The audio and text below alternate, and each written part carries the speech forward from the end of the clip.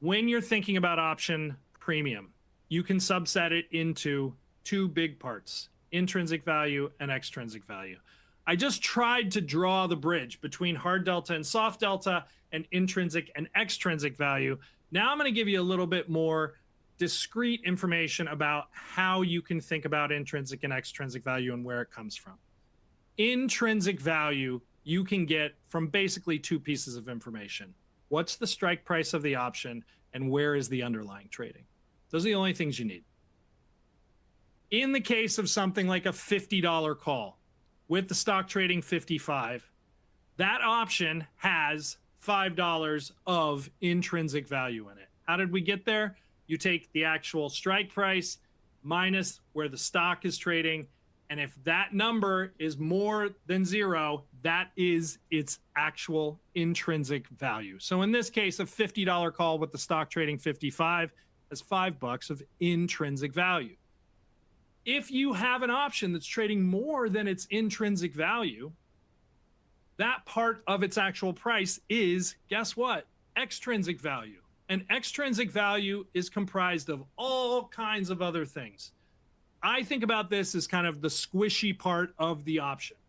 The intrinsic value is very easy to actually calculate and think about. It's kind of a black and white thing. It either has intrinsic value or it doesn't have intrinsic value.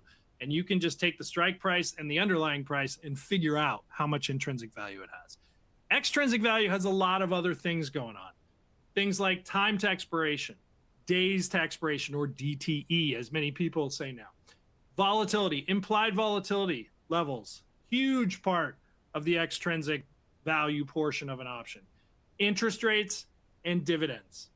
All of these things feed into the extrinsic portion of an option's value. The other thing that I want you to remember is that intrinsic value does not necessarily decay. It is kind of a truism. It is a number that exists at this point in time. This option has $5 of intrinsic value. Extrinsic value has all these squishy parts to it.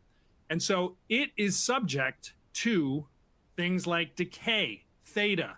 The theta of an option is going to be functioning on its extrinsic value, not on its intrinsic value, because theta is a function of time, and time is in the extrinsic side of an option's valuation. Let's look at a couple of different examples and calculate some extrinsic and intrinsic value. Okay, underlying trading $55. We're looking at the 50 calls on the left and the 50 puts on the right. The 50 calls are trading 6.5. The 50 puts are trading $1.50.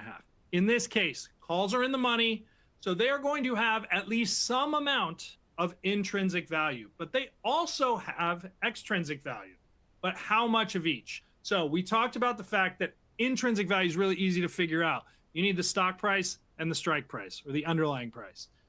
So you subtract the difference between those two numbers, and that represents the intrinsic value. Anything that's left over is going to be extrinsic. So in this case, 6.5, which is what the calls are trading, minus $5 of distance between the strike and where the underlying is trading, gives you $5 of intrinsic value and $1.50 of extrinsic value in the call.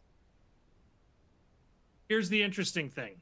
It's not a coincidence that that put is also worth $1.50, the 50 strike put.